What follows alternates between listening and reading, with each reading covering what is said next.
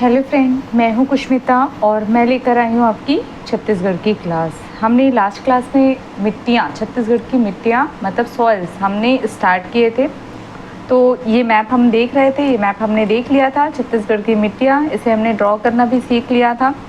यहाँ पे हमने कल जो हमने पिछले क्लास पढ़ा उसमें हमने लाल पीली मिट्टियाँ ये हमने पढ़ लिया है और काली मिट्टियाँ भी हमने देख लिया है, लाल बलुई मिट्टी भी हमने देख लिया है। ठीक है, जिसमें हमने बस ये देखा है, जो सबसे महत्वपूर्ण मैं आपको हिंट कर रही हूँ कि जो लाल पीली मिट्टी थी और लाल बलुई मिट्टी जो है ये दोनों मेरी अम्लीय है, लेकिन मेरी जो काली मिट्टी होती है वो क्या होती है, क्षारीय होती है, ये याद रखना। ठीक है, आज हम देखेंगे लैटराइट या लेटेराइट मिट्टी देखेंगे। ठीक है, मैं जो भी एक्सप्लेन करती हूँ मैप मैं शॉर्ट वीडियो में भी डाल देती हूँ, ताकि अगर किसी को बीच में अचानक से फास्ट देखना हो तो वो देख सके, और बीच बीच में आपका अपना रिवीजन लेने के लिए भी मैप कैसे ड्रॉ किया गया है वो भी मैं देखने के लिए डाल देती हूँ। तो आप वहाँ पे भी जा कर के देखते रहिए। साथ में मेरी मैथ्स की भी क्लासेस चल रही है, तो वो भी आप प्रॉपर फॉलो करिए। ठीक है, ताकि आपके मैथ सेक्शन भी स्ट्रॉन्ग होते चले। ठीक है, तो चलते हैं, हम अपनी मिट्टी की जो क्लास है उसको कंटिन्यू करते हैं। आज हम लेटराइट मिट्टी से स्टार्ट करते हैं और 1 बाय 1 जो 5 प्रमुख मिट्टी है, इसके अतिरिक्त जो छत्तीसगढ़ की जो अन्य भी जो मेरी मिट्टियाँ हैं वो भी हम देखेंगे। तो चलते हैं आगे। एक चीज़ और थी जो मुझे कहनी थी, मैं यहाँ पे जब मैं एक्सप्लेन कर रही थी, जब ये सर्कल वाला पॉइंट मैं बता रही थी, तब मैंने बोला तो था 50 से 55, लेकिन लिखते समय मैंने 50 से 50 लिख दिया, इसे 55 कर लेना है। ठीक है, मैंने कहा था मैं भी चेक करती हूँ, लेकिन हड़बड़ी में कभी कभी कोई चीज़ें हो जाती है। ठीक है, तो ये 50 से 55 आप कर लीजिएगा। मैंने कहा था 50 से 55, लेकिन लिखते टाइम मैंने 50 से 85 लिख दिया था। ठीक है, तो ये 50 से 55 है। यहाँ पे देख सकते हैं मैंने आगे लिखा भी है 50 से 55, बट वहाँ पे 50-50 ही रह गया था। तो ऐसी छोटी जो चीज़ें रह जाती है तो वो आप ध्यान देंगे। ठीक है, तो चलते हैं, हम अपनी क्लास स्टार्ट करते हैं। तो हमारी चौथी मिट्टी है लैटराइट या लेटेराइट मिट्टी। सबसे पहले हम इसके निर्माण को देखेंगे कि इसका निर्माण कैसे हुआ है। ठीक है, इसका निर्माण कैसे हुआ है, तो निच्छालन या लीचिंग के परिणाम स्वरूप, ठीक है, इस मृदा का क्या हुआ है, निर्माण हुआ है। निच्छालन मतलब जो रिस रिस करके जो नीचे जाता है। ठीक है, जैसे आप चाय छन्नी से चाय पत्ती छानते हैं। ठीक है, तो निर्माण, इसका जो निर्माण है निच्छालन या लीचिंग के परिणाम स्वरूप क्या हुआ है, इसका निर्माण हुआ है। ठीक है, तो मैं यहाँ लिख देती हूँ निच्छालन या फिर बोल सकते हैं लीचिंग। ठीक है, इसके परिणाम स्वरूप इस मृदा का निर्माण हुआ है। यदि पूछा जाएगा ये किस मृदा वर्ग में आता है, किस मृदा वर्ग में आता है, तो ये आता है एंटीसॉल। कहीं पे एंटीसॉल दिखेगा, कहीं पे एंटीसॉल दिखेगा, दोनों का एक ही मीनिंग है। ठीक है, मतलब या ए मिलेगा या अ मिलेगा। ठीक है, और अगर इसकी रंग की बात करें, यदि हम इसके रंग की बात करें तो इसका रंग जो होता है कत्था रंग का होता है, कत्था रंग का होता है। आप कह सकते हैं ईंट जैसा होता है ना, ईंट आपको लाल या जो भूरा रंग का दिखता है, ये कुछ उसी प्रकार का होता है। ठीक है, अगर मैं इसकी जल धारण क्षमता की बात करूं, यदि मैं इसकी जल धारण क्षमता की बात करूं, जल धारण क्षमता, तो मैं इसकी जल धारण की क्षमता की बात करूं तो बाकी जो मिट्टी आपने पढ़ा है उसकी अपेक्षा इसकी जो जल धारण क्षमता होती है वो नगण्य होती है। तो इसकी जल धारण क्षमता कैसी होती है, नगण्य होती है, जो हमने अन्य मिट्टी पढ़ा है उसकी अपेक्षा। ऐसा क्यों होता है, तो ये मैं आपको इसके स्थानीय नाम से बताती हूँ। अगर मैं इसका स्थानीय नाम बोलूँ, स्थानीय नाम, तो इसका स्थानीय नाम क्या है, मुर्मी। शायद आप यहाँ से समझे कि क्यों इसकी जल धारण क्षमता कम होती है। मुर्मी या भाटा मिट्टी आप बोल सकते हैं, ये इसका क्या है, स्थानीय नाम है। अब आपको मालूम होगा, आप देखे होंगे कहीं पे गड्ढा हो जाता है तो मुरुम से पाट देते हैं, आपने देखा होगा उस गड्ढे को प्लेन करने के लिए ऐसा करते हैं। तो जो मुर्मी जो होती है वो क्या होता है, जब उस पर पानी बार बार पड़ते जाता है तो वो ठस हो जाता है। ठीक है, और उसमें कंकड़ तो होते हैं, छोटे छोटे पत्थर भी होते हैं, और वो ठस हो जाता है। और उसके बाद में जो पानी होती है ना वो धीरे धीरे ऊपर से बाहर जाती है, मतलब नीचे रिस करके नहीं जाता, जाता है क्या, नहीं जाता है, वो क्या होता है धीरे धीरे ऊपर से ही वो बहा करके निकल जाती है। यही कारण होता है जहाँ पे मुरमी डला होता है वहाँ पे क्या होता है चिक्कल नहीं होता है, क्योंकि वहाँ पे क्या होता है पानी जो होती है वो बह जाती है। ठीक है, मतलब वहाँ पे जो भूमि होती है वो कैसी हो जाती है, बंजर हो जाती है। ठीक है, आप ऐसा बोल सकते हैं वहाँ पे उपजाऊपना नहीं होता है। वहाँ पे क्या होता है, वहाँ पे पत्थर पर जो मुरमी में आपने देखा है छोटे छोटे पत्थर भी रहते हैं, तो पत्थर होंगे तो फिर वहाँ पे वो उपजाऊ कैसी होगी, वो तो बंजर होगी। पानी भी नहीं जा रहा है नीचे, पानी नीचे रिस रहा है क्या, नहीं रिसता है, तो पानी नीचे भी नहीं जा रहा है और वो जो पानी है वो क्या हो रहा है, बहा करके निकल जा रही है। तो वो मिट्टी उपजाऊ होगा क्या, ऊपर से उसमें कंकड़ पत्थर भी है, होगा क्या, नहीं होगा, तो वो बंजर होगा। यही कारण होता है कि इसकी जल धारण क्षमता क्या होती है, नगण्य होती है। और जो इसका स्थानीय नाम है मुरमी और भाटा। मैं एक कंपैरिजन आपको और बताती हूँ। ठीक है, आपको मैं एक छोटी सी चीज़ें और बताती हूँ। जो आपके कंकड़ पत्थर या रेतीली मिट्टी होती है, ठीक है, एक तरफ आप दो जगह, एक जगह पे एक ढक्कन आप क्या करना, जो कंकड़ पत्थर वाली मृदा लीजिएगा। ठीक है, और एक तरफ चिकनी मिट्टी मतलब वो चीका वाली मिट्टी लीजिएगा। ठीक है, अब यहाँ पे क्या करना, थोड़ा सा एक ढक्कन पानी लीजिएगा, एक ढक्कन या जैसा भी हो थोड़ा सा पानी लीजिएगा और पानी को उन दोनों में डालिएगा। तो आप देखेंगे जो कंकड़ पत्थर वाली जो मृदा होगी वहाँ से पानी क्या होगी, थोड़ी थोड़ी सी बह करके निकल जाएगी। लेकिन जो चिकनी मिट्टी होगी, चीका वाली मिट्टी, वो क्या करेगा, उस पानी को एब्जॉर्व कर लेगा, सोख लेगा। ठीक है, वैसे ही होगा, मतलब उसकी जल धारण क्षमता क्या होगी, अधिक होगी। लेकिन जो जिसमें भी कंकड़ पत्थर होता है वहाँ पे देखना पानी क्या होता है, नीचे से थोड़ा हल्का सा बह जाता है। ठीक है, तो वो मिट्टी क्या होती है, उसकी जल धारण क्षमता कम होती है, मतलब वो उपजाऊ नहीं होगा। ये एक छोटा सा कंपैरिजन मैंने बताया, आप चाहे तो अपने घर में टेस्ट करके प्रैक्टिकल करके देख सकते हैं। ठीक है, अब यदि मैं इस मृदा की पीएच मान बोलूँ तो कितना है, 5.2 है। मतलब मैं 5.2 मतलब ये क्या हुआ, अम्ली हुआ। लेकिन कैसा है, सबसे ज़्यादा अम्ली है ये, मतलब एज कंपेयर टू अदर हमने जो मृदा देखे हैं, सॉइल देखे हैं, ठीक है, उसकी कंपैरिजन की अगर बात करें तो ये अम्ली तो है लेकिन सबसे ज़्यादा अम्ली है, ये याद रखना। हो सकता है अब आपको ऐसे ही पूछ दिया जाए कि निम्न में से कौन सी मृदा सबसे ज़्यादा अम्ली है, तो याद रखना जो लैटेराइट मृदा होती है वो सबसे ज़्यादा क्या होती है, अम्ली होती है। ठीक है, अब अगर हम इसके परसेंटेज की बात करें, इसके से देख लेते हैं, इसी पेन से देख लेते हैं। यदि हम इसके परसेंटेज की बात करें कि छत्तीसगढ़ के कुल क्षेत्रफल के कितने प्रतिशत भाग पर पाई जाती है, ठीक है, तो मैंने आपको पहले ही बता दिया है कि ये छत्तीसगढ़ के कितने प्रतिशत क्षेत्रफल पर पाई जाती है, तो 2 से 5 या 3 से 5 प्रतिशत क्षेत्रफल पर पाई जाती है। ठीक है, मतलब छत्तीसगढ़ का जो कुल भाग है उसके 2 से 5 प्रतिशत भाग पर क्या होता है, आपको लैटेराइट मृदा देखने को मिलेगी।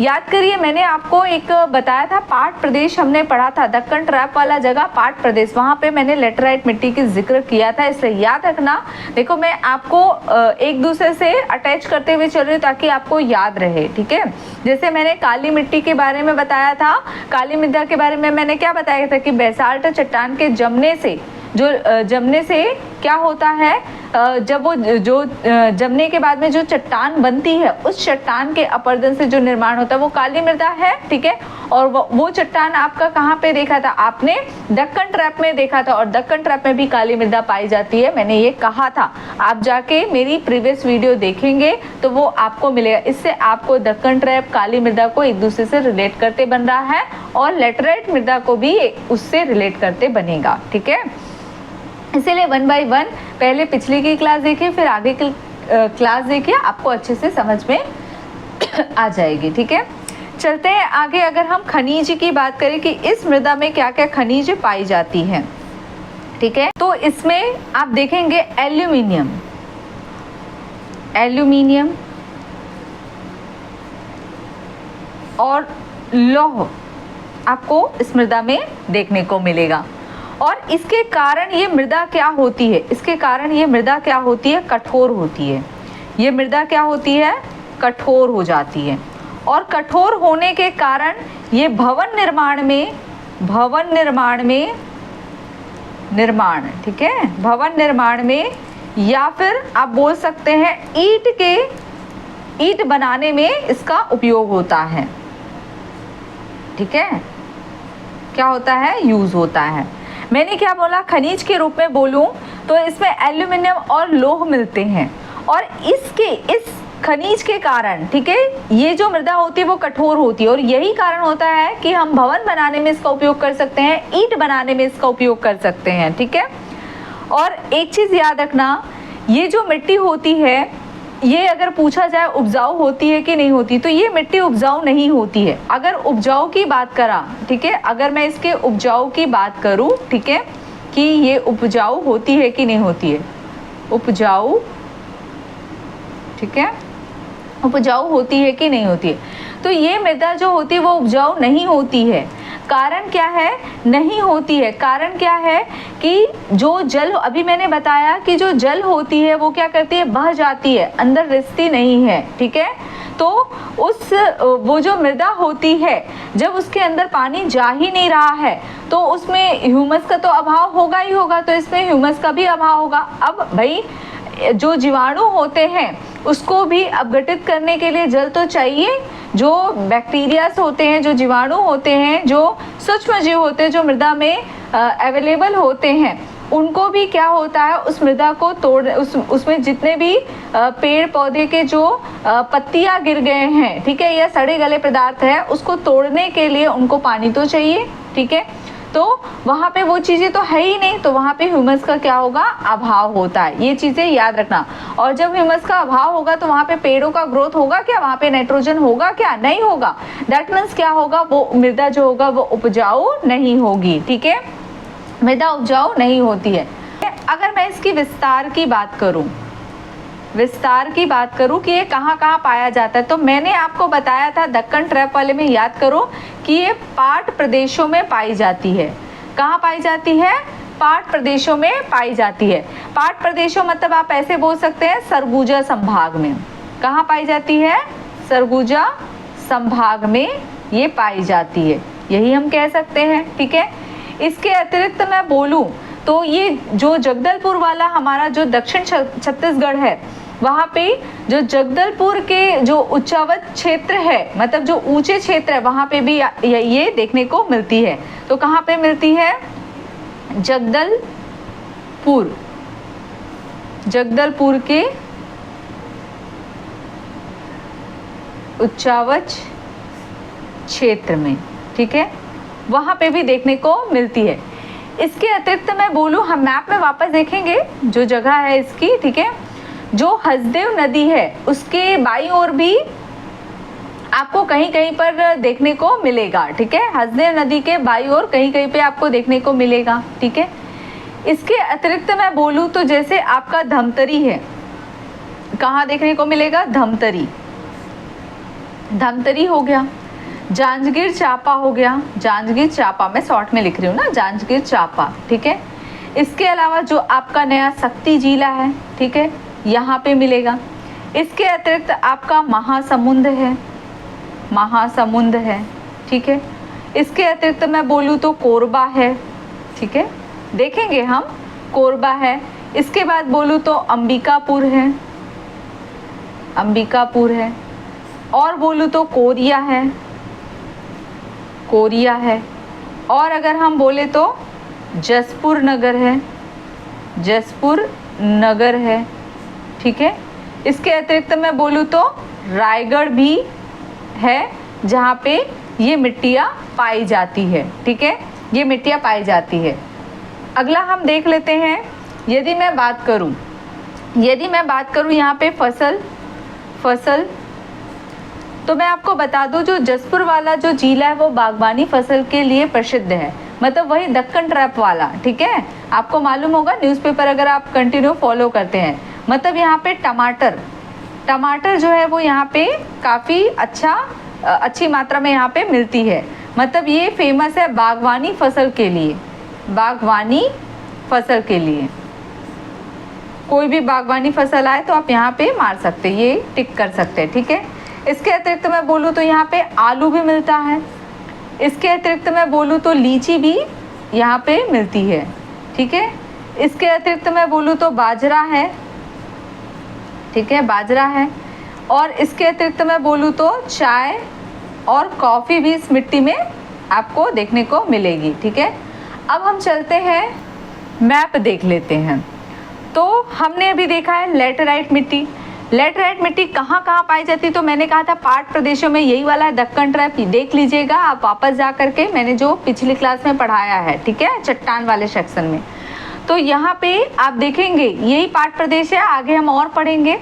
तो इसी पार्ट प्रदेशों में जो ये आपका सरगुजा संभाग आता है, हमने संभाग भी पढ़ लिया है, तो इस वाले भाग में आपको देखने को मिलेगा। ठीक है, और ये आपका जो जगदलपुर वाला जो उच्चावच क्षेत्र है, यहाँ पे भी आपको देखने को मिलेगा। ठीक है, थोड़ा सा जो आपका हसदेव नदी जो आपकी बहती है, उस हसदेव नदी के बाई ओर भी आपको थोड़ा बहुत देखने को मिलेगा। ठीक है, और आप अगर यहाँ पे आएंगे तो आपको क्या मिलेगा, धमतरी मिलेगा, ये वाला, यहाँ पे भी थोड़ी मात्रा में मिलेंगे। ऊपर आपका जांजगीर चांपा, यहाँ पे भी जो थोड़ी मात्रा में मैंने उसे ड्रॉ नहीं किए हैं। ठीक है, तो ये आपका कौन सा हो गया, जैसे कि ये आपका धमतरी वाला क्षेत्र हो गया, जांजगीर चांपा वाला क्षेत्र हो गया, और फिर वहीं पे शक्ति भी है, फिर रायगढ़ भी है, फिर यहीं पे महासमुंद भी है, फिर ये ऊपर आपका अंबिकापुर आ गया। ठीक है, इधर कोरिया वाला आ गया, जसपुर नगर आ गया, और आपका कौन सा आ गया, रायगढ़ वाला आ गया। इन जगहों पर भी, और ये जो आपका थोड़ा सा ये जो काली मिट्टी से लगा, मतलब जो चिल्फी घाटी के आपको अगर देखा जाए तो पूर्व साइड आपको थोड़ा सा देखने को मिलेगा। ठीक है, जैसे आपका कबीर धाम वाला एरिया, यहाँ पे आपको कौन सी मिट्टी देखने को मिल जाएगी, लेटराइट मृदा आपको देखने को मिल जाएगी। ठीक है, तो ये आपको मैप से समझ में आ गया। जो मुख्य रूप से वो मैंने बता दिया, जो बहुत कम मात्रा में उसे मैंने ड्रॉ नहीं किया। ठीक है, और फसल मैंने बता दिया कि ये मिट्टी बागवानी फसल के लिए सबसे ज़्यादा प्रसिद्ध है करके। ठीक है, चलते हम आगे देखते हैं। पांचवा है मेरा लाल दोमट मिट्टी। और यदि मैं इस मृदा के निर्माण की बात करूं इस मृदा के निर्माण की बात करूं तो अगर आप मैप में देखेंगे तो ये कहाँ पे मिलती है, लाल दोमट मिट्टी जो है मुख्य रूप से आपको दक्षिण छत्तीसगढ़ में दिखेगी। और दक्षिण छत्तीसगढ़ में आपको आर्कियन चट्टान मिलती है, और उसी के अपर्दन से धारवाड़ क्रम की चट्टानें बनी हुई है। तो आपकी दोमट मिट्टी का निर्माण कैसे हो रहा है, आर्कियन और धारवाड़ क्रम की चट्टानों के अपर्दन से हो रहा है। देखो, अगर आप 1 by 1 क्लासेस देखते हुए चलेंगे तो ऑटोमेटिक आपके माइंड में याद रहेंगे। ठीक है, तो ये जो है आर्कियन और धारवाड़ क्रम की जो चट्टान है, इनके ही क्या हुआ है, अपर्दन से इसका निर्माण हुआ है। ठीक है, याद रहेगा।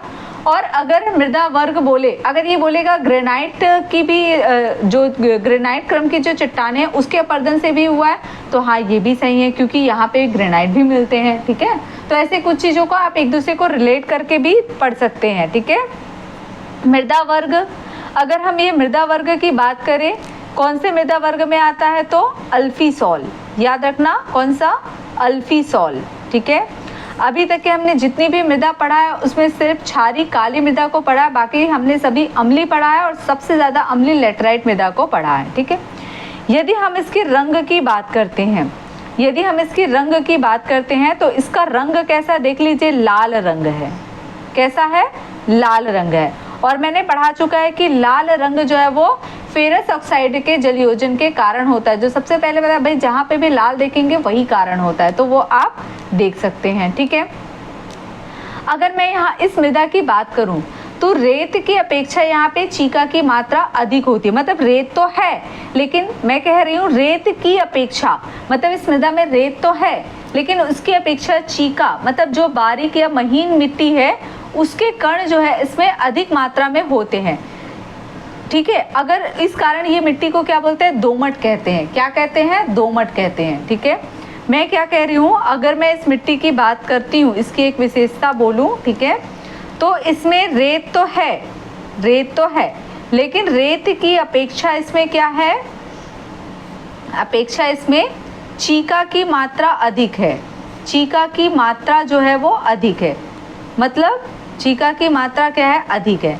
कहने का मतलब जो बारीक या महीन मिट्टियाँ जो होती है वो इसमें रेत की तुलना में ज़्यादा है। यही कारण है कि इसको क्या कहते हैं, दोमट कहते हैं। ठीक है। तो जहाँ पे भी दोमट देखेंगे वहाँ पे समझ जाना कि ये एक ऐसी मिट्टी होती है जिसमें रेतीलापन तो है, लेकिन रेतीला की अपेक्षा यहाँ पे क्या है, चीकापन ज़्यादा है। मतलब यहाँ पे बारीक मिट्टियाँ जो है, महीन मिट्टियाँ जो है वो ज़्यादा है। और मैंने आपको बताया जो रेत होती है वो तो जल धारण क्षमता उसकी कम होती है, मतलब होती ही नहीं है, कम होती है, आप ऐसे बोल सकते हो, क्योंकि उसमें तो रिस करके पानी निकल जाता है। लेकिन जो चीका मिट्टी होती है उसमें तो जल धारण क्षमता होती है। तो बताइए ये मिट्टी उपजाऊ होगी कि अनुपजाऊ होगी? उपजाऊ होगी, ठीक है। तो ये मिट्टी कैसी होगी? उपजाऊ होगी। कारण क्या है कि ये दोमट प्रकृति के, तो याद रखना जहाँ पे आप दोमट देखते हैं, दोमट वर्ड सुनेंगे, वो मिट्टी क्या होगी? उपजाऊ होगी। मतलब उस मिट्टी में रेतीलापन भी होगा और बारीक महीन कण भी होंगे, ठीक है। तो अगर मैं इस मिट्टी के पहले मैं अगर जल धारण क्षमता की बात करूँ, जल धारण क्षमता की बात करूँ, क्षमता की बात करूँ तो भाई इस मिट्टी में चीका की मात्रा है। तो चीका की मात्रा अभी मैंने लिखा है, चीका की मात्रा है, तो इसके कारण इस मिट्टी की जल धारण क्षमता क्या होगी? अच्छी होगी, ठीक है। ये बात सत्य है कि रेत है, लेकिन रेत की तुलना में चीका अधिक है, और अगर चीका अधिक है तो जल धारण क्षमता क्या होगी? अच्छी होगी। इसका मैंने एग्जाम्पल भी दे दिया कि एक तरफ आप क्या ले रहे हैं? रेतीली मिट्टी ले रहे हैं, और दूसरी तरफ चिकनी मिट्टी, चिकनी मिट्टी मतलब चीका ले रहे हैं। आप दोनों में पानी डालेंगे, आप घर में प्रैक्टिकल करके देख सकते हैं। तो जो रेतीली मिट्टी होती है उसमें पानी थोड़ा थोड़ा सा बाहर से निकलने लगेगा, लेकिन जो चिकनी मिट्टी होती है ना वो उसको सोख लेता है, एब्जॉर्ब कर लेता है पानी को, ठीक है। तो ये कैसी होगी? जल धारण क्षमता अच्छी होगी। यदि मैं इस मृदा की पीएच मान की बात करूं, यदि मैं इस मृदा के पीएच मान की बात करूं तो कितना होगा? 6.8। मतलब कितना है? क्या है? अम्लीय है। मतलब मैंने आपको 5 प्रमुख मिट्टियाँ बताई है, इसमें से मुझे क्या पता चल रहा है कि जो काली मृदा है वो बस मेरी क्षारीय है, बाकी सभी मेरी अम्लीय है। लेकिन सबसे ज़्यादा अम्लीय बोलेगा तो लैटेराइट मृदा है। मैं आपको रिवीजन भी साथ साथ कराते हुए चल रही हूँ, ध्यान से सुनते हुए चलिए, ठीक है। आगे हम चलते हैं, आगे हम चलते, केवल नोट्स नहीं बनाना है, चीज़ों को समझना है, ठीक है। इसके अतिरिक्त मैं बोलूँ, ये जो मृदा है वो छत्तीसगढ़ के कितने प्रतिशत भाग पर पाई जाती है? सीजी के कितने प्रतिशत भाग पर पाई जाती है? तो मैंने आपको बताया था ये मृदा 10 से 15% भाग पर पाई जाती है। छत्तीसगढ़ के कितने प्रतिशत भाग पर पाई जाती है बोलेंगे तो 10 से 15% भाग पर पाई जाती है मृदा, याद रहेगा, ठीक है। चलते हैं हम आगे, मैं पेन चेंज कर लेती हूँ, ठीक है। अगर मैं इसकी विस्तार की बात करूँ, ये मृदा कहाँ कहाँ पे पाई जाती है? अगर मैं इसके विस्तार की बात करूँ तो ये मृदा जो है वो दंतेवाड़ा मैप में देखेंगे, ठीक है। इसके अतिरिक्त मैं बोलूँ तो सुकमा है। इसके अतिरिक्त मैं बोलूँ तो हसदेव, रामपुर बेसिन मैंने वर्ड आपको समझा दिया है कि बेसिन होता क्या है, ठीक है। इसके कुछ भागों में पाई जाती है, मतलब मुख्य रूप से तो आपको दंतेवाड़ा सुकमा में मिलेगा और हसदेव रामपुर बेसिन के कुछ भागों में पाई जाती है, ठीक है। और यहीं पे मैं अगर फसल की बात करूं, फिर हम मैप देख लेंगे। फसल की बात करूं तो कोदो कुटकी है, ठीक है। इसके अतिरिक्त मैं बोलूं तो ज्वार बाजरा है, यहाँ तक के धान भी आपको देखने को मिलेगा, ठीक है। तो ये रहा मेरा मैप। हम पढ़ रहे हैं अभी लाल दोमट मिट्टी। आप देख सकते हैं ये छत्तीसगढ़ के मैप में जो दक्षिण हिस्सा है, मतलब दक्षिण छत्तीसगढ़ में आपको मुख्य रूप से लाल दोमट मिट्टी देखने को मिलेगी। मैंने जगह बताया आपका दंतेवाड़ा सुकमा में भी देखने को मिलेगा, ठीक है। दंतेवाड़ा सुकमा वाला हिस्सा में देखने को मिलेगा। और आपका यहाँ पे अगर आप जाएंगे तो हसदेव रामपुर बेसिन देखने को मिलेगा, थोड़ा कुछ मात्रा में यहाँ पे भी आपको देखने को मिलेगा, ठीक है। तो इस प्रकार जो मेरी प्रमुख मिट्टियाँ थी वो तो मेरी कंप्लीट हो गई। इसके अतिरिक्त जो अन्य मेरी मिट्टियाँ हैं उसके बारे में भी हम पढ़ लेते हैं। अगला मेरा जो 6वां पॉइंट है वो है मेरा डोरसा मिट्टी, ठीक है। डोरसा मिट्टी, ठीक है। तो जो मेरी डोरसा मिट्टी है, मैंने आपको बताया था कि जो लाल पीली मिट्टी है और जो काली मिट्टी है, ठीक है, लाल पीली मिट्टी है और जो काली मिट्टी है, इन दोनों के मिश्रण को ही हम क्या कहते हैं? डोरसा मिट्टी, ठीक है। तो सबसे पहले मैं इसका मिश्रण ही लिख देती हूँ। मिश्रण अगर बोलेंगे तो किसका मिश्रण है? मिश्रण मतलब हाइब्रिड किसका है ये? तो लाल पीली और काली मिट्टी की, काली मिट्टी का ये क्या है, हाइब्रिड है, मिश्रण है, ठीक है।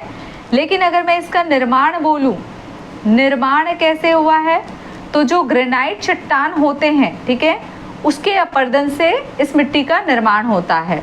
किससे होता है, तो ग्रेनाइट चट्टान के अपरदन से, चट्टानों के अपरदन से, ठीक है। ये आपको कहाँ मिलता है, आरकेएन धारवाड़ वाले क्षेत्र में मिल रहा है। और यहाँ पे भी आपको क्या मिलेगा, लाल पीली मिट्टी भी देखने को मिलेगी, ठीक है, थोड़ा बहुत मिलेगा वहाँ पे, ठीक है। केवल ये आपको वहीं पे मिलेगा ग्रेनाइट चट्टान, ऐसा नहीं है, रायगढ़ वाले क्षेत्र में भी आपको मिलता है। हम खनिज वाले क्षेत्र में और अच्छे से पढ़ेंगे, ठीक है। तो चलते हैं आगे, देखते हैं इसकी जल धारण क्षमता देख लेते हैं, ठीक है। जल धारण क्षमता कैसी है इस मृदा की, पहले इसका रंग देख लेते हैं। रंग अगर मैं बात करूँ, इसका रंग कैसा है, गहरा भूरा रंग है, गहरा भूरा रंग है, ठीक है। और इसका पीएच मान बोलूँ तो पीएच मान को आप समझिए, देखिए इसका निर्माण जो है वो किससे हुआ है, काली और लाल पीली। ये काली कैसी है, आपकी क्षारी है, कैसी है, क्षारी है। और ये कैसी है, आपकी अम्ली है, ठीक है। अब जब क्षारी और अम्ली को मिलाया जाता है तो क्या बनता है, क्षारी बनता है। तो ये मृदा किस प्रकृति की होगी, क्षारी प्रकृति की होगी। इसका पीएच मान कितना होगा, 7.6, और इसकी प्रकृति कैसी होगी, क्षारी। याद रहेगा, जब आप अम्ली और क्षारी को मिलाएंगे तो आपको क्या मिलेगा, क्षारी। और ये इस पर भी डिपेंड करता है कि मात्रा कितनी मिल रही है, ये इस पर भी डिपेंड करता है कि दोनों की मिट्टियों की मात्रा भी कितनी मिल रही है, ठीक है। अगला हम चलते हैं जल धारण क्षमता, जल धारण क्षमता, ठीक है। तो आपको पता है कि काली मिट्टी में भी चीका मिलता है, लाल पीली मिट्टी में भी चीका मिलता है, तो इस मिट्टी में चीका मिलेगा कि नहीं मिलेगा, बिल्कुल मिलेगा, ठीक है। मैं फिर से बोलती हूँ, जब काली, जो इनके गुण हैं वो इस मिट्टी में भी आएंगे, जो इनके गुण हैं वो इस मिट्टी में भी आएंगे, तो इसमें भी चीका की मात्रा है, इसमें भी चीका की मात्रा है, तो इसकी जल धारण क्षमता क्या होगी, अच्छी होगी, अच्छी होगी। क्यों अच्छी होगी, क्योंकि इसमें जो चीका की मात्रा है, चीका की जो मात्रा है वो क्या है, अधिक है, याद रहेगा, ठीक है। आगे चलते हैं, यदि हम इस मिट्टी के बारे में और आगे पढ़ें तो मैं आपको बता देती हूँ, जैसे काली मिट्टी क्या हो जाता है, ये भी क्या होता है, जैसे शुष्क का समय होता है तो दरारें पड़ जाती है, तो मैंने कहा अभी उनके ही गुण इस मिट्टी में आएंगे। तो इस मिट्टी में भी क्या होता है, पानी के अभाव में, पानी के अभाव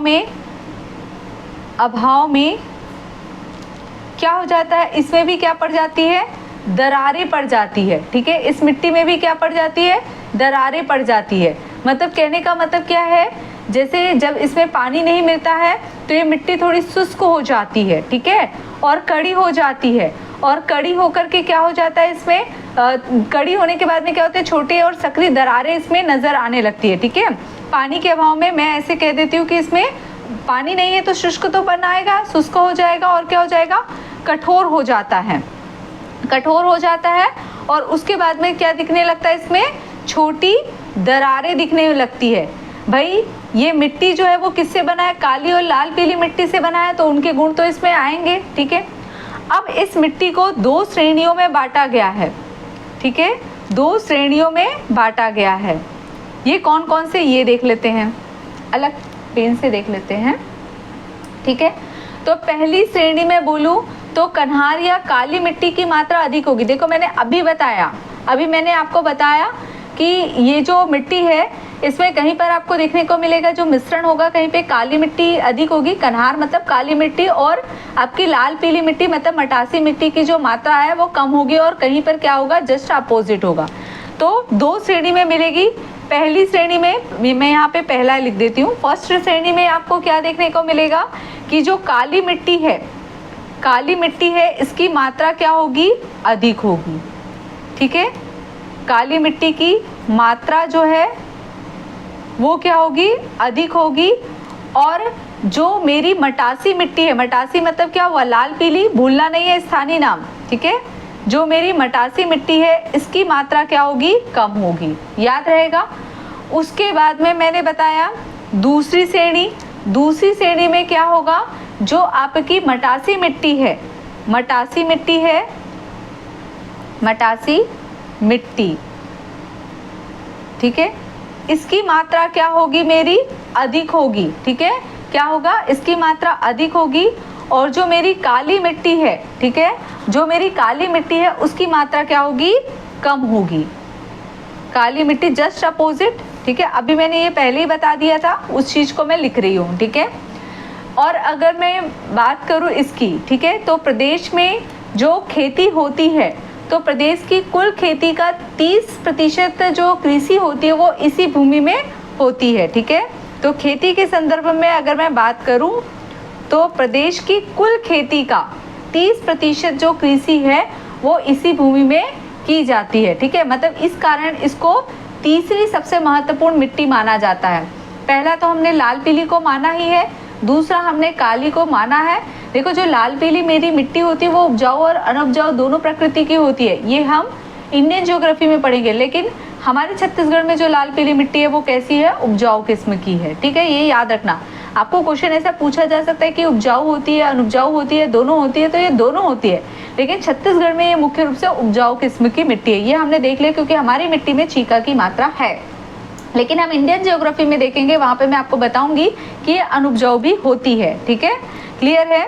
तो अगर मैं खेती की बात करूँ तो प्रदेश मतलब छत्तीसगढ़ की कुल खेती का 30%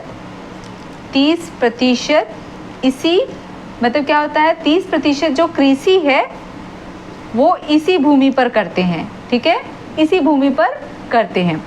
अब इस मृदा का विस्तार देखूं, ठीक है, पेन चेंज कर लेते हैं।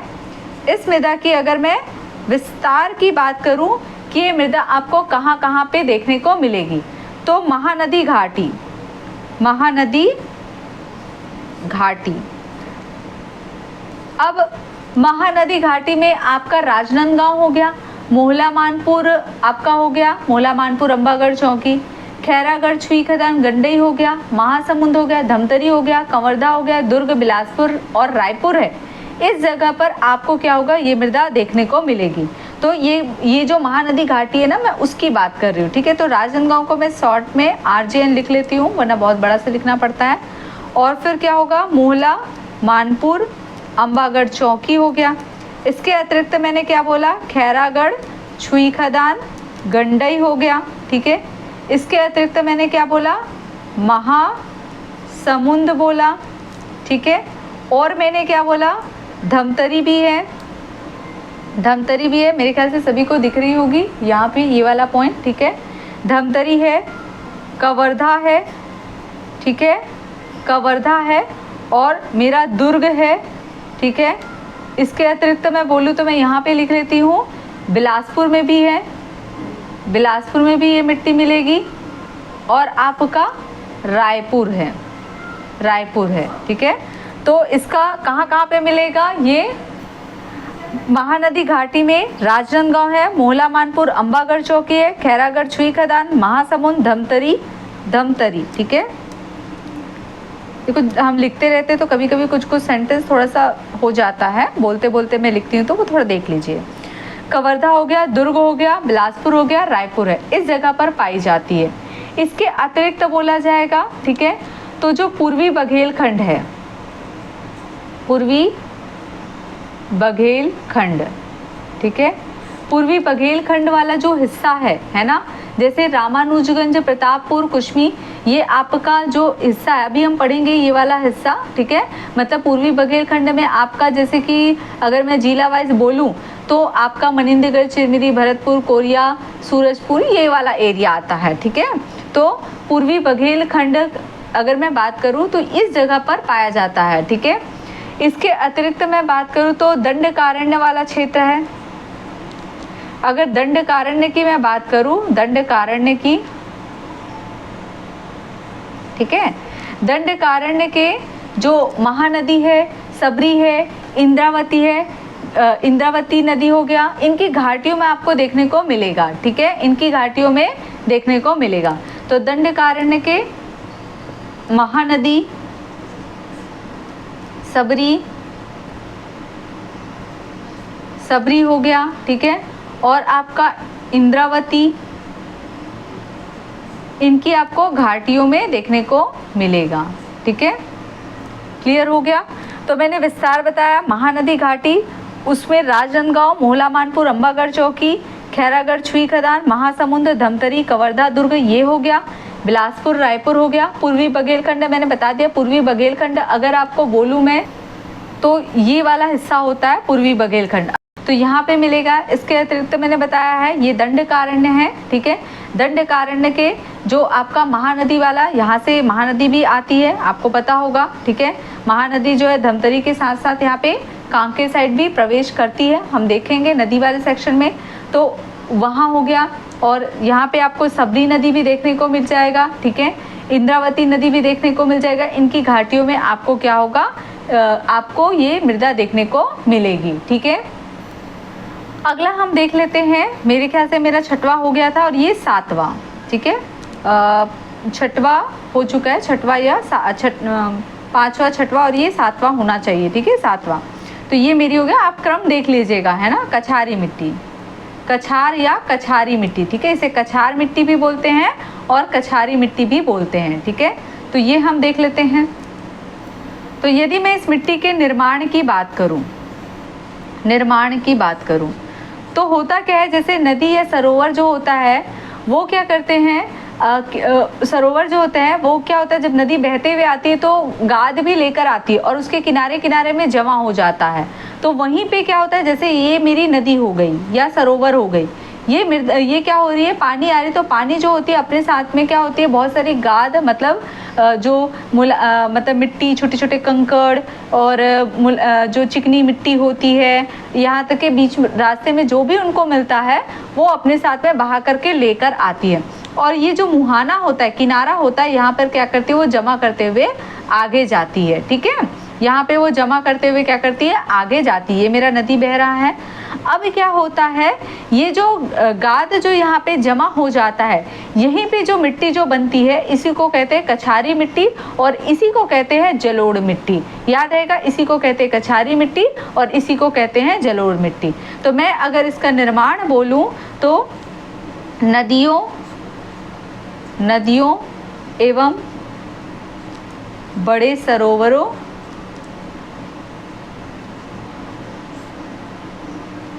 के किनारे गाद के जमा होने से, ठीक है, जमा होने से क्या होता है, इस मृदा का निर्माण होता है, ठीक है। अब अगर मैं बोलूं ये मिट्टी जो होती है वो कैसी होती है, तो ये रेतीली होती है और दोमट भी होती है, दोमटी भी होती है। मतलब ये कैसी होती है, ये मिट्टी अगर मैं बोलूं, ये मिट्टी अगर मैं बात करूं तो रेतीली और दोमटी भी होती है, मतलब दोमट, ठीक है, रेतीली और दोमटी होती है। तो अगर मैं इसकी जल धारण क्षमता बोलूं, जल धारण क्षमता, तो मैंने आपको दोमटी का मीनिंग पहले ही बता दिया है, ठीक है। तो इसमें चीका की मात्रा होगी कि नहीं होगी, होगी। और अगर चीका की मात्रा होगी, मतलब इसमें रेतीली की तुलना में चीका की मात्रा, मतलब चिकनी या बारीक मिट्टी इसमें ज़्यादा है, ठीक है। तो इस भाई पानी अपने साथ में क्या होती है, जब ये नदी पानी बहाकर लाती है तो छोटे छोटे कंकड़ पत्थर भी लाते हैं, तो रेतीली तो है, लेकिन वो क्या होती है, जितने भी मुलायम मिट्टी होती है उसको भी बहा करके लेकर आती है। तो वही मेरा गाद है और इसलिए क्या होता है, चिकनी मिट्टी की मात्रा इसमें ज़्यादा होती है, तो इस कारण इसकी जल धारण क्षमता क्या होगी, मेरी अच्छी होगी। कारण मैंने बता दिया कि इसमें चीका की मात्रा क्या होती है, अधिक होती है, ठीक है। और इसका अन्य नाम अगर बोलेंगे, अन्य नाम या स्थानीय नाम बोलेंगे तो वो क्या है, जलोढ़ है, ठीक है। तो वो क्या है, जलोढ़ है, याद रहेगा। इसका स्थानीय नाम या अन्य नाम बोलेंगे तो जलोढ़ है। अब ये मिट्टी जो है वो दो श्रेणियों में पाई जाती है। ये मिट्टी कैसी होती है, दो श्रेणियों में पाई जाती है, इसको भी देखते हैं, ठीक है। ये मिट्टी जो है वो मेरी दो श्रेणियों में पाई जाती है, दो श्रेणियों में पाई जाती है, ठीक है। पहला मेरा क्या है, पाल कछार, पहला मेरा क्या है, पाल कछार। और दूसरा मैं बोलूँ तो मेरा क्या है, पटपर कछार। ठीक है, 2 श्रेणियों में पाई जाती है। अब हम पहला देखते हैं पाल कछार क्या है। पाल कछार ये क्या है, फिर हम देखेंगे पटपर कछार को। ठीक है, तो पाल कछार क्या है हम इसे देखते हैं। तो अब मैं आपको पाल कछार और पटपर कछार बताती हूँ। होता क्या है, देखो जब नदियाँ अपने साथ में बहाकर क्या लाती है, मैंने अभी बताया चिकनी मिट्टी लाती है और रेत लाती है। तो पाल कछार क्या होता है, वो जैसे आपका अगर बाढ़ आता है तो क्या होता है, जो मिट्टी होती है, जो कंकड़ पत्थर होते हैं वो थोड़े दूर हट जाते हैं और जो चिकनी मिट्टी आती है वो फिर वहाँ पे जमा हो जाती है, फिर वो जाएगा, फिर नया चिकनी मिट्टी क्या होगा वहाँ पे आएगा। मतलब ये जस्ट पाल कछार क्या होती है, पहले तो इसका रंग बोलूँ तो भूरा रंग होता है और ये चिकनी मिट्टी होती है। मतलब ये मिट्टी क्या होती है, मेरी उपजाऊ होती है और इसमें हम उद्यान और फलों की क्या कर सकते हैं, खेती कर सकते हैं। मतलब ये उसके लिए उपयोगी होती है। अब ये चिकनी होती है तो इसकी जल धारण क्षमता क्या होगी, अच्छी होगी और इसे क्या कहते हैं, काप मिट्टी कहते हैं। और अभी मैंने इसकी तुलना किससे की है, जलोढ़ मिट्टी से की है। तो जलोढ़ मिट्टी में हम 4 टाइप पढ़ेंगे, उसमें 2 टाइप होता है। हम अभी चारों को नहीं देखेंगे, जो इससे मतलब रिलेट है वो 2 हम समझते, एक होता है खादर और एक होता है बांगर। खादर क्या होता है, चिकनी मिट्टी होती है और जस्ट क्या होता है, नदी से लगा हुआ होता है। बांगर क्या होता है, जो उससे दूर हो जाता है, जो कंकड़ पत्थर वाला होता है। ठीक है, तो मेरी पटपर मिट्टी जो होती है वो बांगर होती है। ये क्या होती है, इसमें थोड़े कंकड़ पत्थर होते हैं, ऊंचे भाग कह सकते हैं आप, ऊंचे भागों में पाई जाती है। मतलब ये मेरी कम उपजाऊ होती है और ये मेरी क्या होती है, वो चिकनी मिट्टी होती है जो जस्ट नदी वाले भाग से लगे होते हैं और उसको पानी भी मिलते रहती है, नदी से लगा हुआ रहता है इसीलिए। ठीक है, ये क्या होती है, आकर जमा होते जाती है और क्या होता है, जो फिर से गाद आएगा तो ये फिर पीछे चले जाएगी और ये कंकड़ पत्थर हो जाता है इसमें और फिर नई मिट्टी आती है तो वो ज़्यादा उपजाऊ रहती है। ठीक है, तो ये वाली मेरी क्या होती है, उपजाऊ होती है, चिकनी होती है, इसको काप मिट्टी कहते हैं। और ये मेरी ऊंचे भागों में पाई जाती है, इसमें कंकड़ पत्थर होती है और ये कम उपजाऊ होती है, इसलिए इसको क्या कहते हैं, बांगर कहते हैं। ठीक है, तो अब हम लिख लेते हैं पाल कछार क्या होता है। रंग की बात करें तो इसका रंग कैसा होता है, भूरा होता है। रंग कैसा होता है इसका, भूरा होता है। और ये कैसी होती है, गाद वाली मेरी उपजाऊ मिट्टी होती है। गाद वाली मतलब समझ गए आप, गाद वाली कैसी होती है, उपजाऊ मिट्टी होती है, मिट्टी होती है। ठीक है, और ये जो होती है, ये जो मिट्टी होती है, ये उद्यान प्लस फलों की खेती के लिए अच्छी मानी जाती है। फलों के लिए या फलों के खेती के लिए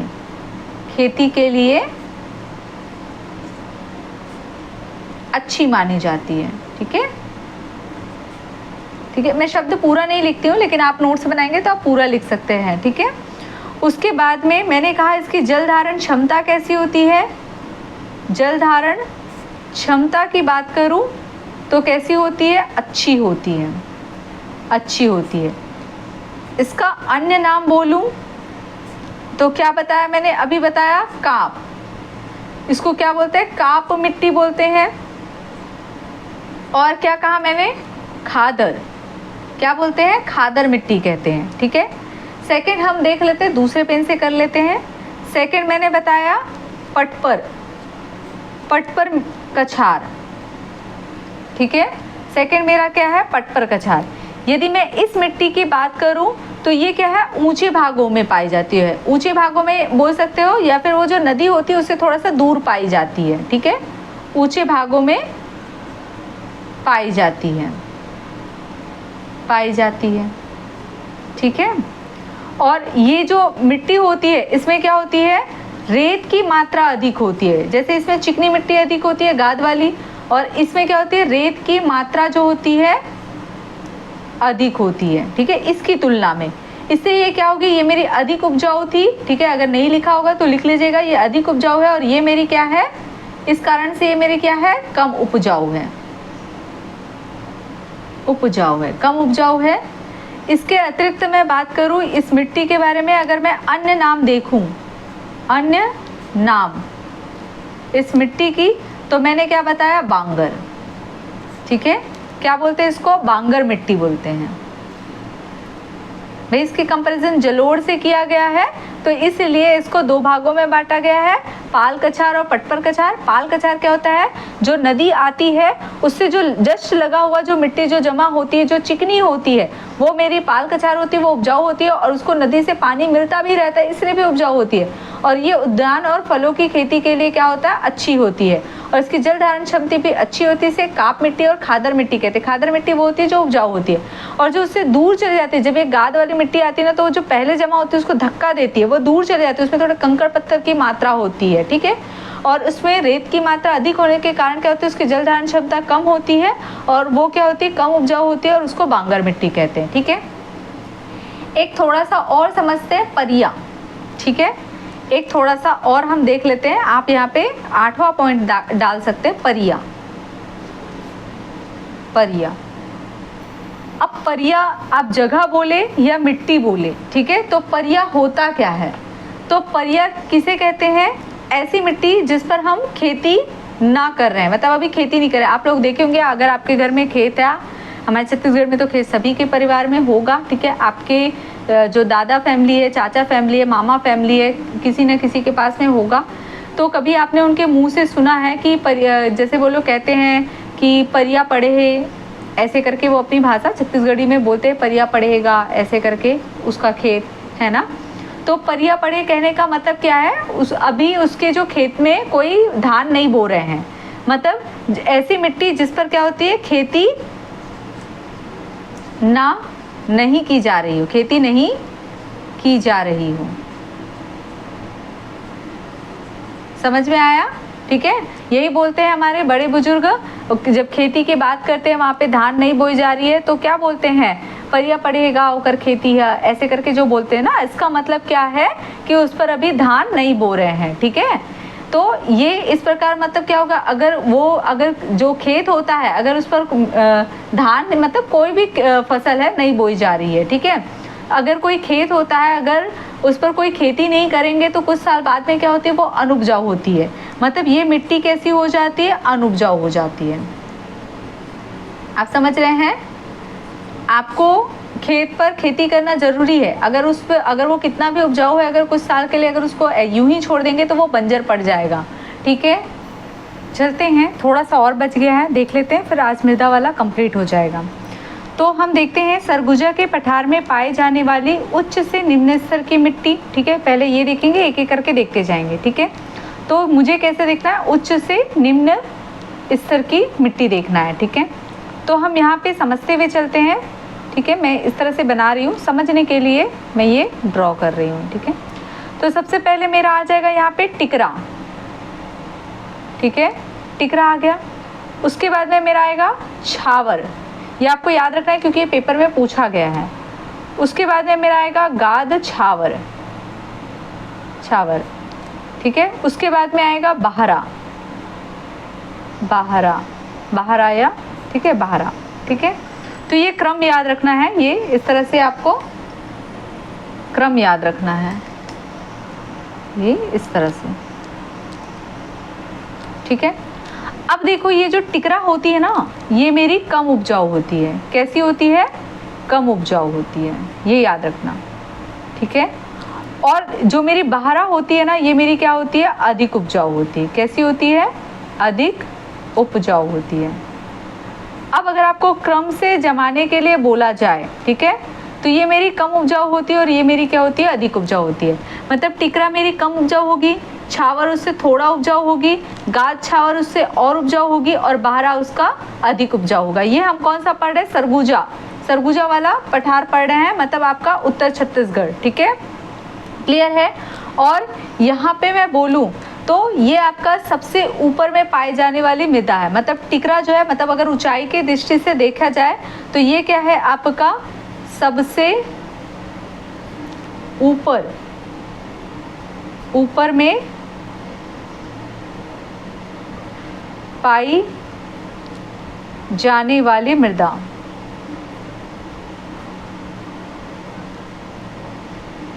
कौन सा, आपका ये टिकरा, ठीक है। और अगर मैं बोलूँ बहरा, तो ये सबसे नीचे पाए जाने वाली मृदा है, मतलब ये गहराई पे मिलेगा आपको, ठीक है। तो ये क्या है, सबसे नीचे पाए जाने वाली मृदा है, ठीक है। कौन सा, मेरा बहरा, ठीक है। तो मैंने सरगुजा पठार में देखा है, टिकरा सबसे ऊपर में है, फिर उसके बाद में मेरा छावर है, फिर गाद छावर है, फिर बहरा है, टिकरा मेरा कम उपजाऊ है और बाहरा मेरा अधिक उपजाऊ है। फिर सबसे ऊपर में पाई जाने वाली मृदा मेरी टिकरा है, उसके बाद में मेरी छावर है, गाछ और बाहरा जो है वो सबसे नीचे, मतलब आपको गहराई पे मिलेगी। ठीक है, याद रहेगा। अगला हम देख लेते हैं, फिर से हम अगला देख लेते हैं। अगला मेरा कौन सा है, सीजी के मैदान, मतलब छत्तीसगढ़ के मैदान, मतलब बीच वाली मैदानी हिस्से की बात कर रहे हैं। इसमें पाई जाने वाली उच्च से निम्न स्तर की मृदा की बात कर रहे हैं। तो इसमें मेरा सबसे पहले आ जाएगा भाटा।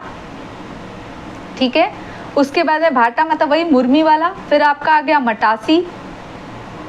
मैंने सबके स्थानीय नाम बता चुके हैं। ठीक है, किसकी क्या स्थानीय नाम है, डोरसा।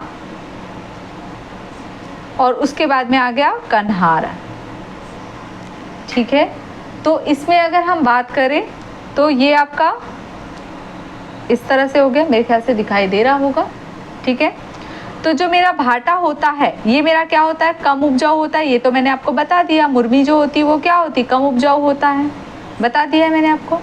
और जो आपका कन्हार होता है ये मेरा क्या होता है, अधिक उपजाऊ होता है, अधिक उपजाऊ होता है।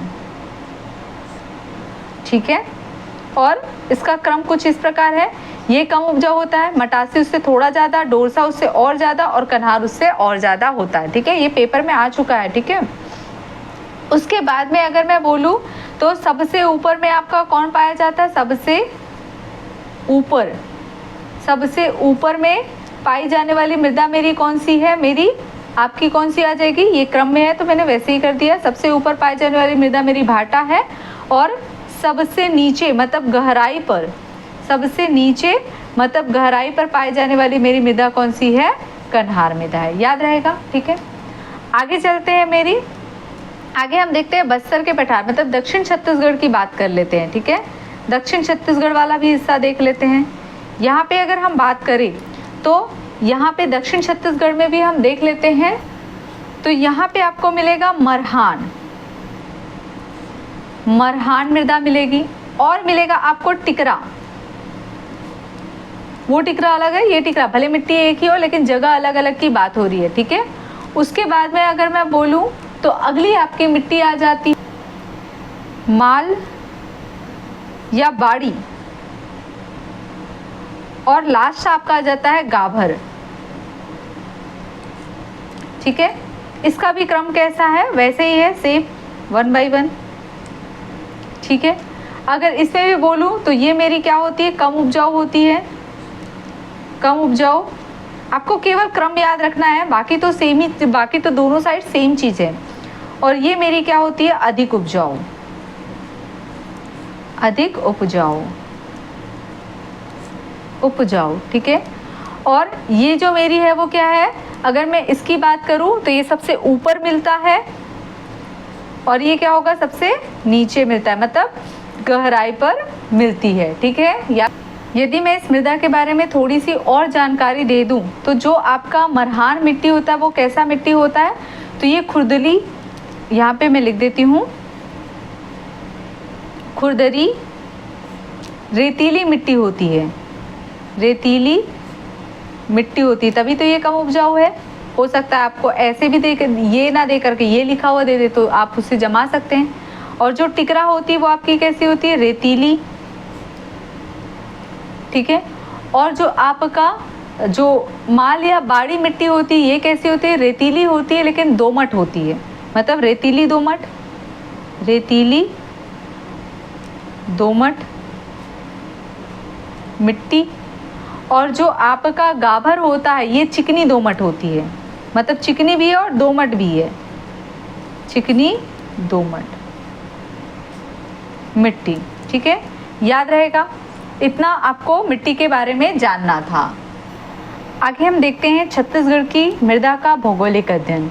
तो इसका हम भौगोलिक अध्ययन करने के लिए हमको मृदा वर्ग देखना है। ठीक है, और उसके बाद में कौन सी यहाँ पे वनस्पति पाई जाती ये देखना है, वहाँ पे आर्द्रता की दशा कैसी होती है और तापमान और जलवायु को हम समझेंगे, ये इम्पॉर्टेंट है इसलिए मैं आपको बता रही हूँ। ठीक है, तो आपको इसे पढ़ना है। ठीक है, तो और आपको पता है भी जो छत्तीसगढ़ में एग्ज़ाम हो रहे हैं वो अभी कुछ भी क्वेश्चन पूछ रहे हैं तो हमको हमारा सिलेबस पता होना चाहिए। ठीक है, तो पहला हम देखेंगे वर्टिसॉल। वर्टिसॉल। ठीक है, पहला हम देखेंगे, पहला मृदा वर्ग वर्टिसॉल। अगर मैं वर्टिसॉल में बोलूँ कौन सी वनस्पति पाई जाती है, तो घास पाया जाता है। क्या पाया जाता है? घास। ठीक है, उसके बाद में अगर मैं आर्द्रता की दशा बोलूँ तो यहाँ पे अल्प आर्द्र से शुष्क होता है। कैसा होता है? अल्प आर्द्र से शुष्क आपको देखने को मिलेगा। और तापमान और जलवायु कैसी होती है, तो यहाँ पे शीतोष्ण से उष्ण कटिबंधीय जलवायु देखने को मिलेगी। उष्ण कटिबंधीय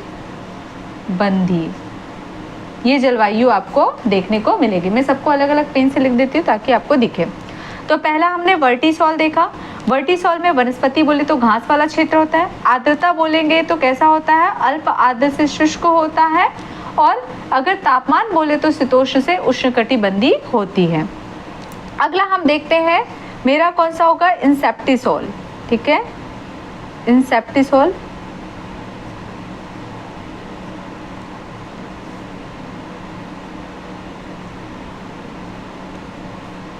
ठीक है, अगर मैं बोलूँ यहाँ पे वनस्पति कैसी है, तो यहाँ पे वन देखने को मिलेगा। कैसा वनस्पति देखने को मिलेगा? वन वाला। ठीक है, और यहाँ पे अगर मैं आर्द्रता की बात करूँ तो यहाँ पे आर्द्र होता है। ठीक है, कैसा होता है? आर्द्र होता है। और अगर मैं तापमान की बोलूँ तो यहाँ पे उष्ण कटिबंधीय देखने को मिलेगा। क्या देखने को मिलेगा? उष्ण कटिबंधीय। याद रहेगा? ठीक है, मैं अलग अलग पेन से लिख रही हूँ ताकि आपको समझ में आ जाए। ठीक है, हमने वर्टिसॉल देख लिया। वर्टिसॉल में घास मिलेंगे, अल्प आर्द्र से शुष्क आपको आर्द्रता की दशा मिलेगी, तापमान शीतोष्ण से उष्ण कटिबंधीय। इंसेप्टिसॉल में वन मिलेगा, आर्द्र मिलेगा और कैसा मिलेगा? उष्ण कटिबंधीय तापमान मिलेगा। अब हम तीसरा आ जाते हैं। तीसरा मेरा क्या है? अल्फीसॉल। क्या है? अल्फीसॉल। अगर हम इसकी बात करें तो यहाँ पे अगर वनस्पति कैसी पाई जाती है, तो यहाँ पे चौड़ी पत्ती के पतझड़ वाले वन मिलेंगे। ठीक है, पतझड़ मतलब जो अपने पत्ते गिरा देते हैं। ठीक है, चौड़ी पत्ती के पतझड़ वाले वन मिलेंगे। पतझड़ मतलब क्या होता है? जो अपने पत्ते गिरा देते हैं। ठीक है, और यहाँ पे क्या होता है? अल्प आर्द्र से आर्द्र आर्द्रता की दशा देखने को मिलेगी। अल्प आर्द्र से आर्द्र आपको क्या होगी? आर्द्रता की दशा देखने को मिलेगी। तापमान बोलेंगे तो इसका भी उष्ण कटिबंधीय तापमान आपको देखने को मिलेगा। ठीक है, अगला हम देख लेते हैं।